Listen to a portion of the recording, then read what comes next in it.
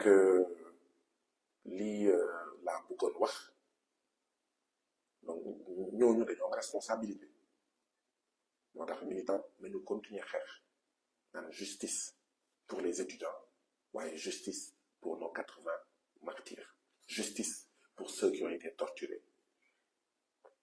La lutte va continuer pour exiger justice pour les étudiants, mais également justice pour nos martyrs de la révolution démocratique. Pour que ces martyrs-là, qu'ils puissent reposer en paix. Pour que leurs parents puissent faire définitivement le deuil avec la vérité, avec la justice. Mais pour aussi protéger tous les autres citoyens sénégalais afin que ce qui a été fait à ces martyrs, ce qui a été fait à ces militaires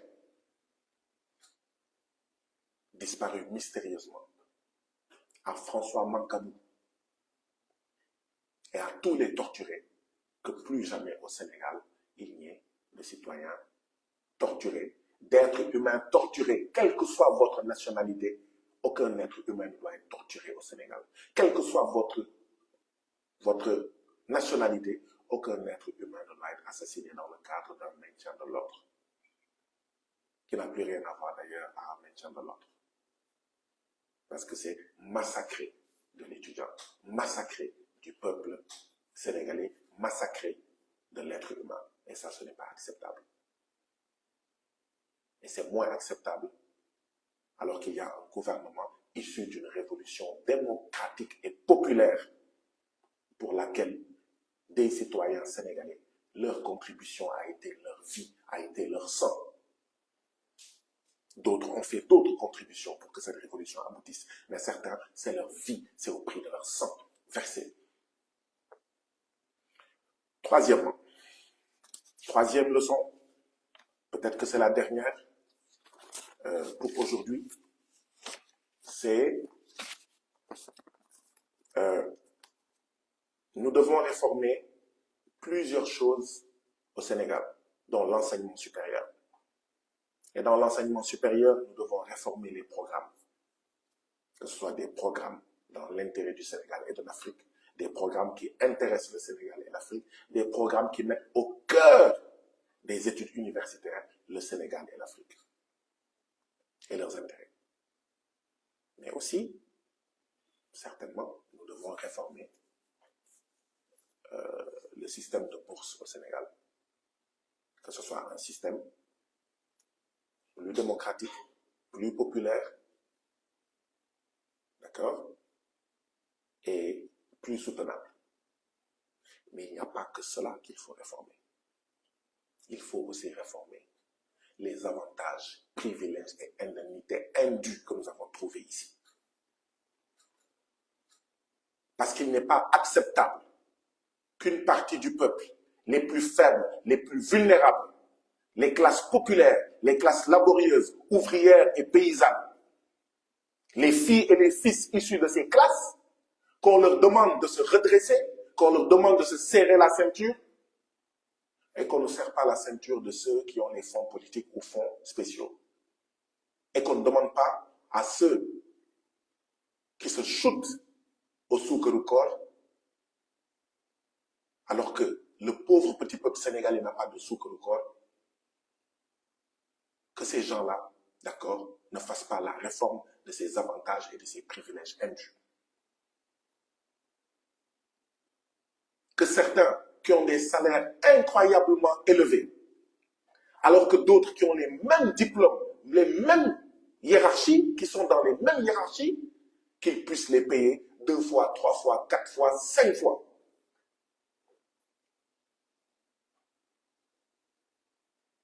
La tragédie et le drame de l'université Cheikh Anta Diop de Dakar doit aussi nous rappeler cela. Oui aux réformes.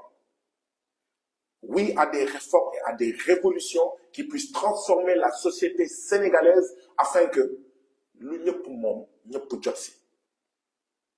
Afin que, oui, tout le monde puisse bénéficier et jouir de manière équitable des ressources et des richesses du Sénégal. Mais on ne peut pas accepter, on ne peut pas se permettre On ne peut pas dérouler un programme selon lequel certains vont se serrer la ceinture et d'autres ne vont pas se serrer la ceinture. Non. Mieux, la pédagogie par l'exemple voudrait que même l'action de se serrer la ceinture commence par les nommer, par les élus. Commence par ceux à qui nous avons confié ce pays. Président de la République, Premier ministre, ministre, directeur, DG, député, maire, président de conseil départemental, mais également dans les autres secteurs, justice, etc. Le drame et la tragédie de l'UCAD nous rappellent cela aussi de manière urgente, de manière aiguë. Oui, il faut réformer. Oui, il faut révolutionner. Oui, il faut corriger. Mais il ne faut pas seulement corriger pour le petit peuple, il faut aussi corriger d'abord. Commencer par les élus et les nommés. Mbokk yi jéye bi nga xam ne moo am université Cheikh Anta Diop bu Ndakaaru dafa am tamit lu ñuy fàttali ne naam il faut ñu soppi xar kanamu njàngum daara yu kawe ya ndaxte njàngum daara yu kawe ya li ko mandargaal mooy njàng boo xam ne deful ci xolam yitte askanu Sénégal ak yitte Afrique dafa def ci xolam yitte yeneen réew yeneen askan naam dañoo war a soppi xar kanamu ni ñuy fayee bourse ngir mu gën a jub ngir mu gën a jaar yoon ngir mu gën a egg ci ñi ko soxla ngir itam bu mu indil jafe-jafe suñu état ñun ñëpp muy état du peuple sénégalais waaye jubbanti boobu ñu war a def si njàngum daara yu kawe ya jubbanti googu bi ñu war a def ci fayum bourse yi warul yem foofu rek warul yem ci néew di doole yi rek warul yem ci étudiants yi rek warul yem ci béykat yi rek warul yem ci sàmmkat yi rek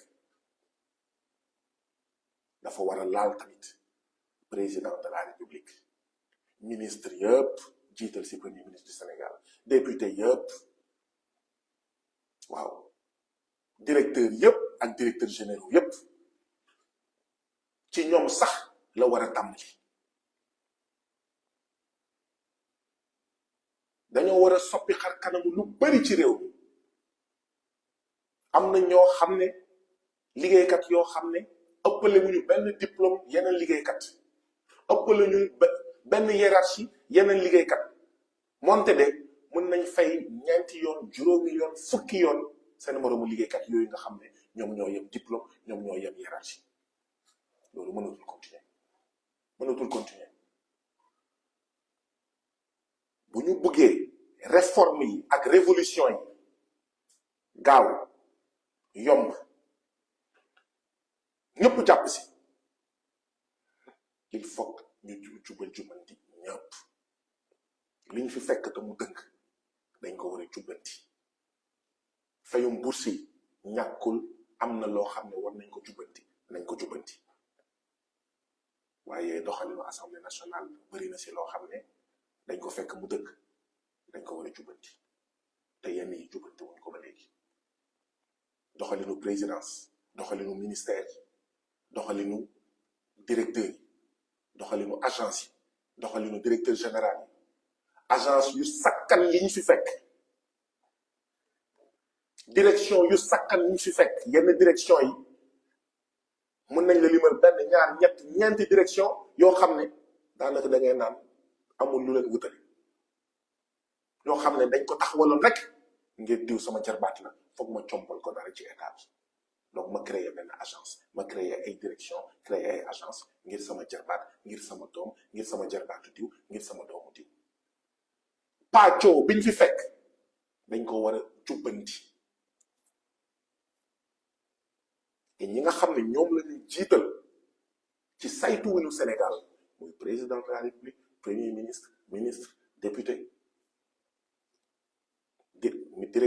directeur général directeur d'agence ak ñoom seen maire ak ñoom seen ñooñu itam ngelawu jubbanti bi waru leen fa bàyyi.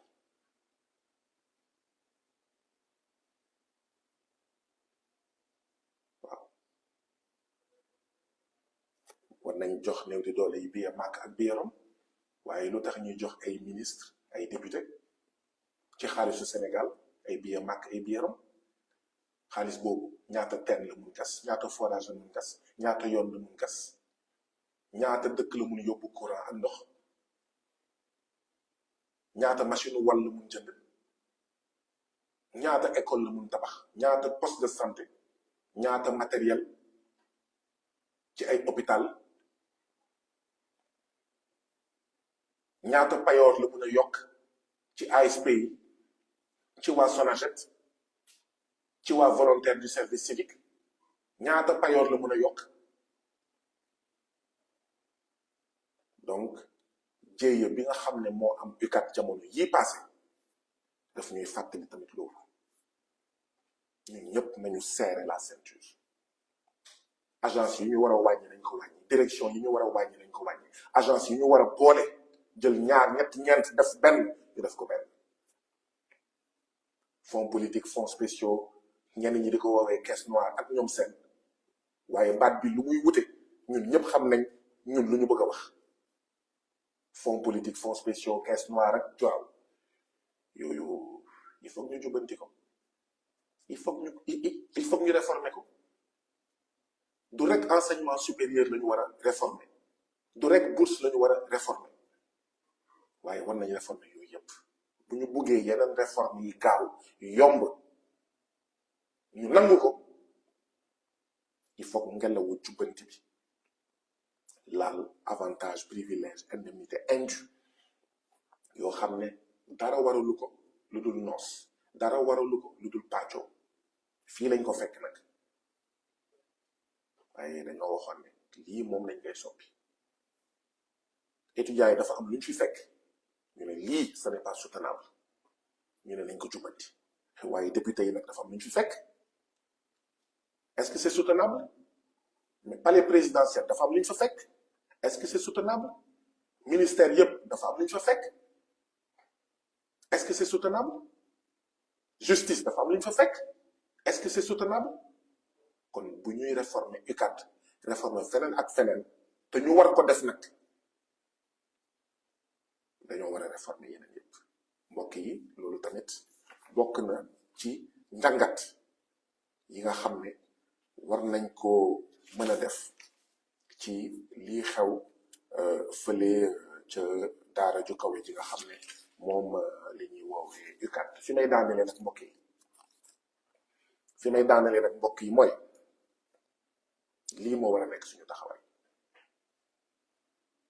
xeex bi day continuer xeex bi dafay continuer dafa am xeex bu ñu bokk ñu sumb ko xeex boobu yàlla ak askanu Sénégal may ñu si ndam le 24 mars 2024. ginnaaw bés boobu mu am xeex bu bees xeex boo xam ne dañuy xeex ak ñi nga xam ne ñoo fi toogal système bi te bëgguñu lu bees am Sénégal waaye xeex boo xam ne dañuy xeex ak ñun suñu ay bëgg-bëgg yoo xam ne dëppoowul ak luy yóbbu Sénégal jëm kanam xeex ak ñenn ñi nga xam ne ci ñun bëgguñu soppi xar kanamu benn ci seen avantage ci seen privilège.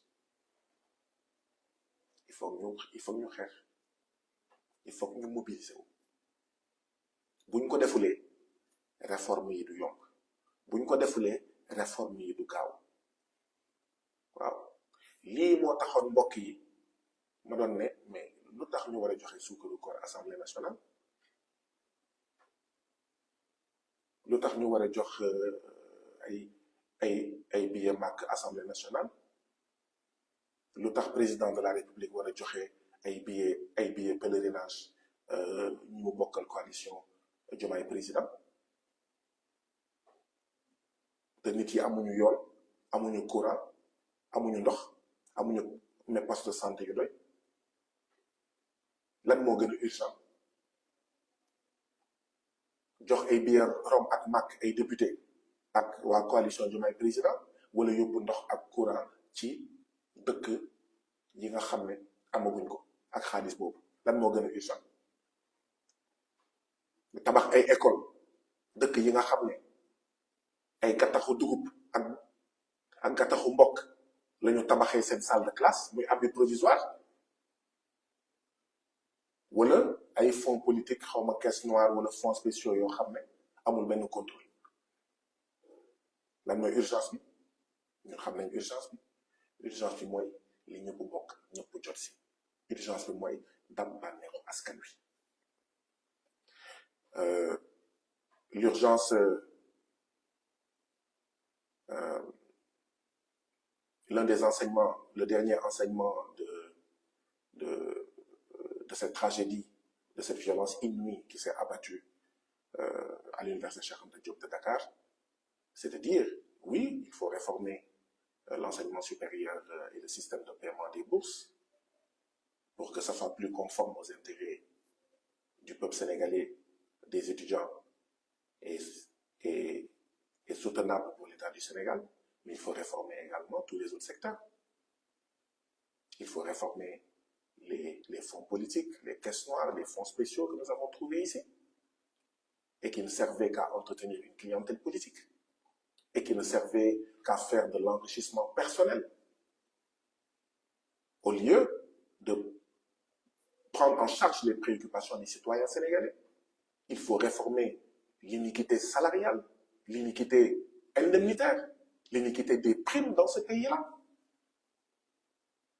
avec des victimes comme les enseignants, avec des victimes comme les travailleurs sociaux, etc.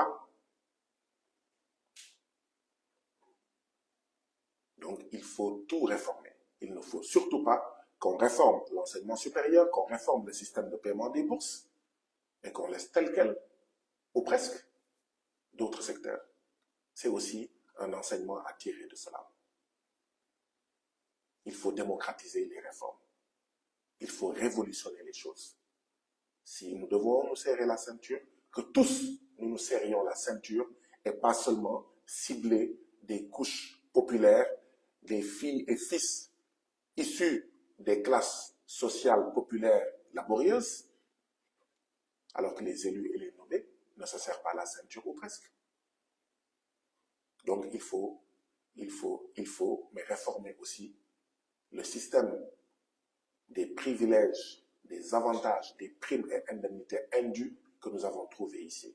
Il faut réformer ces caisses noires, fonds politiques et fonds spéciaux qui ne servaient qu'à des enrichissements personnels et à faire du clientélisme mais politique. Il faut les réformer. D'ailleurs, c'est ça l'urgence. Dans un souci de pédagogie par l'exemple, c'est ça l'urgence. Dans un souci d'exemplarité, c'est ça l'urgence. Et c'est sur ça qu'il faut commencer. Et après, tout le reste vient facilement, vient naturellement, vient simplement. Et vous avez l'adhésion populaire. Si nous voulons que notre révolution démocratique soit un succès, il faut qu'elle continue à être soutenue par la majorité de la population. Mais pour que la majorité de la population soutienne notre révolution démocratique, il faut nécessairement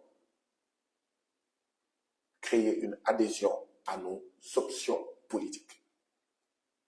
Mais pour qu'il y ait cette adhésion à nos options politiques, il faut que cette majorité du peuple sénégalais voit que, tout le monde se serre la ceinture et on commence par nous-mêmes. En tout cas, nous ne sommes pas à l'abri, d'accord, de ce redressement, de ces réformes.